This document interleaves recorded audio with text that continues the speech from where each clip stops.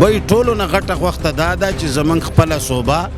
په دې کې د زمونږ اختیار وي د دې چې کوم معدنیات دي د دې چې کومه بجلی ده د دې چې کوم وسایل دي په هغو باندې د خپل پښتون بیلټ قبضه وي او هغه د پښتنو ته میلاو شي خو چې ما د وزیرستانیانو مینه ولیده نو حقیقت ده چې ټول خیبر پښتونخوا والا خلک شعور لري غیرتي خلک دی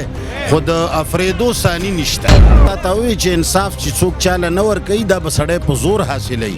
موږ انشاءالله غټ قوم یو پښتانه یو او د الله فضل دی متحد شو موږ به انصاف په زور حلو الله په فضل صاحب دا راته ووایي چې دې خیبر پښتونخوا چې کوم د عوام چې کوم د دوی ډېره قربانۍ ورکړې آیا دوله به د انصاف چې کوم د میلاو شي ټول عوام په دې پنډال کې ونه صرف تاسو تشریف راوړی نو لما خو اکثر د خرو څټو والا دي وعلیکم سلام د خیبر خاوره خو زه خپله خاوره بلم او خیبر غونې رښتیا پښتانه ډېر میلاویږي مفتي صاحب دا راته ووایي چې دلته د راتګ دا مقصد چې کوم دی ستاسو دلته دا دومره د پښتنو د مقصد څه دی دا صرف دا دی چې موږ پښتانه تمام اختلافات ختم کو او د خپلو پرټیو نه بالاتر ہو کر کے اتحاد قائم کو او د خپلو علاقو د خپلو خاورو نه منګه خپل دشمنان او بدامنۍ او د دنیا تمام فتنې د خپلې خاورې نه لري مفتي صاحب دا راته ووایي چې دې خیبر پښتونخوا چې کوم د عوام چې کوم د دوی ډېره قربانۍ ورکړې آیا دوله به د انصاف چې کوم د میلاو شي انصاف څوک چاله په اسانه نه ورکوي او نه خپله میلاویږي انصاف به خلک په زور غواړي او په زور به انشاءالله راولي یو کوېشن دا کوم جي ډېر عالمان شته ډېر علما چې کوم دی شته ما یو علمان په دې پنډال کې ونه صرف تاسو تشریف راوړی نو لما خو اکثر د خرو څټو والا دي او چې کم رښتیا علیم وي هغه به دلته راځي خو رښتیاني ډېر کم دي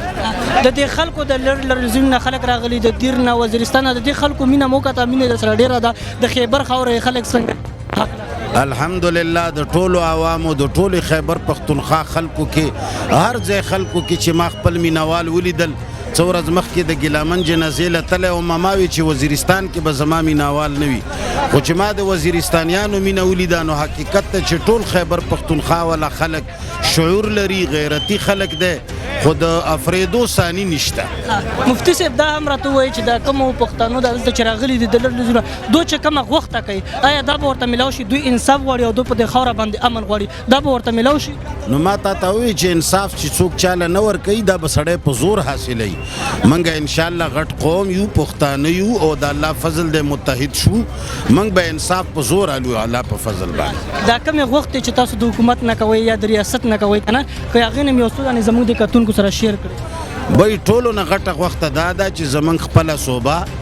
په دې کې د زمونږ اختیار وي د دې چې کوم معدنیات دي د دې چې کومه بجلی ده د دې چې کوم وسایل دي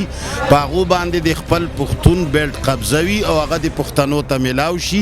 او مناسب انداز باندې د خیر د څه پرسنټیج باندې د حکومت هم والي خو نور صحیح مالکان پښتانه دي پښتنو ته د خپل حق میلاو شي اخیری کې ګوري پښتانه به هم ګوري څومره خلک دا ویډیو به ګوري هغوی له څه میسج څه پیغام ورکوي زه دقه میسج ورکوم چې وروره هر هغه کار کوئ چې د کمې د الله په مخ کې سپین مخي وي او چې د الله په مخ کې تور مخي کېږي هغه کار د دنیا د پاره مه کوئ ډېره مننه ټیم راکولو یو جهان مننه بیا هم ډېره مننه